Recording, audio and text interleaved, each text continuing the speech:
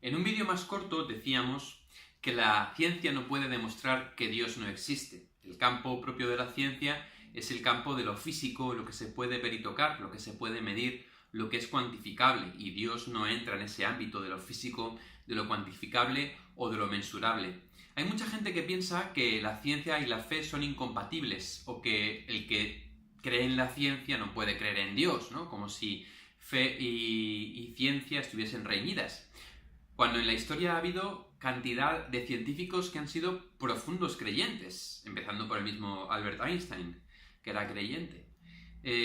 No existe contradicción entre fe y ciencia. Eso es una cosa que muchas veces nos quieren colar, como si la ciencia pudiese explicarlo todo y entonces no hiciera falta la figura de Dios inventada por los hombres para poder explicar las cosas. Eso no es así. La cuestión de Dios se la han planteado grandes físicos, sobre todo al pensar en el comienzo de los tiempos, ¿no? Es decir, ¿por qué hay algo en vez de nada? ¿Qué pasó al principio del todo? ¿Qué es lo que dio lugar a todo esto que existe? Y ningún científico ha llegado a una explicación concluyente. Ese es un ámbito, en realidad, que no corresponde a la ciencia. La ciencia lo que puede decirnos es lo que sucedió después de ese momento. Pero, ¿por qué sucedió ese momento? ¿Por qué existen las cosas? ¿Qué dio origen o inicio a todas las cosas? Es algo que no entra dentro del campo de las ciencias y donde, es verdad, ciencia y fe, de algún modo ahí, pues se tocan, de algún modo ahí están en relación. Sin embargo, un científico nunca podrá decir Dios científicamente creó todo, hizo esto. Ni tampoco podrá decir todo eso surgió de la nada. Ahí es donde la ciencia encuentra su límite y donde no puede ir más allá. Por otra parte, decíamos también que la ciencia no puede demostrar la existencia de Dios, y esto es muy importante, porque eso permite que seamos libres a la hora de creer o de no creer. Decíamos que si pudiéramos demostrar la existencia de Dios del mismo modo que yo puedo demostrar que 2 más 2 son 4, entonces sería obligatorio creer en Dios, ¿no? La cuestión de que 2 más 2 son 4 no es una cuestión de creencias o de libertad, sino que tú tienes que aceptarlo, porque eso es lógico. Si pudiéramos demostrar que Dios existe, entonces sería obligatorio creer en Él, podríamos hacer una demostración matemática, física, biológica, y entonces la gente tendría que creer. Pero es que Dios no quiere que creamos obligadamente, sino que quiere que creamos libremente.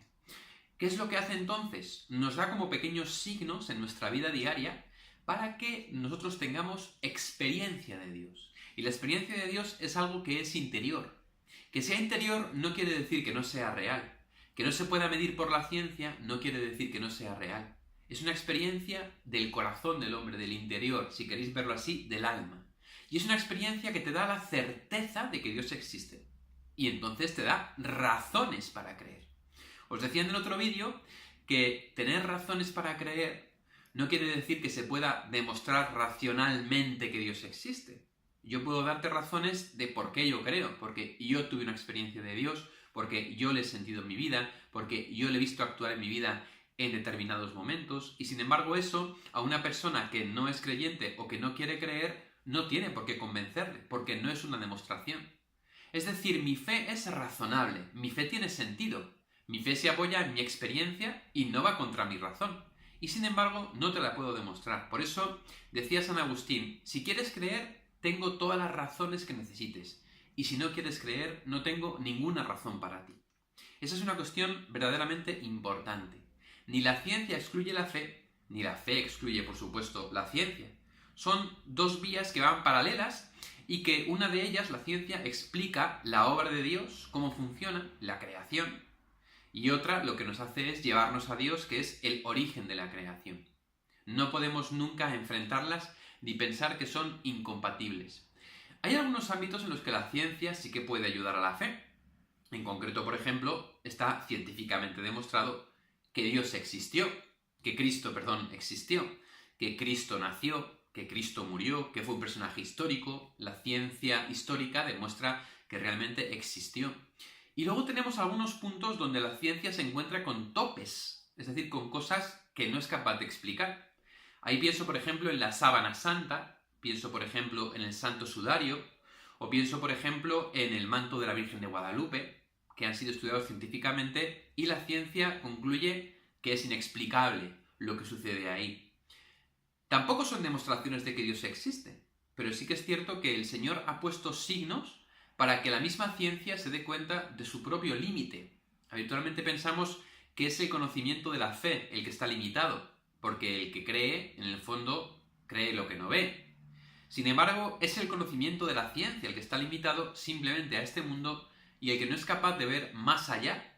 Y de hecho hay muchas cosas de las más importantes de nuestra vida que no tienen que ver con la ciencia, como puede ser, por ejemplo, el amor, como puede ser, por ejemplo, la entrega, la paciencia, el cariño. Son cosas, si os fijáis, que son invisibles, no pertenecen al mundo de lo físico, no se pueden medir, y sin embargo son tan reales que cambian absolutamente nuestra vida. A veces hemos convertido la ciencia en una especie de religión, como si la ciencia tuviera que explicarlo absolutamente todo, ¿no? Yo he leído artículos en los que intentan explicar científicamente por qué amamos, reduciéndolo a hormonas. Obviamente, cuando uno es persona y mira en lo profundo de su corazón, sabe que hay cosas que escapan a este mundo físico, que escapan a este mundo material y que van más allá.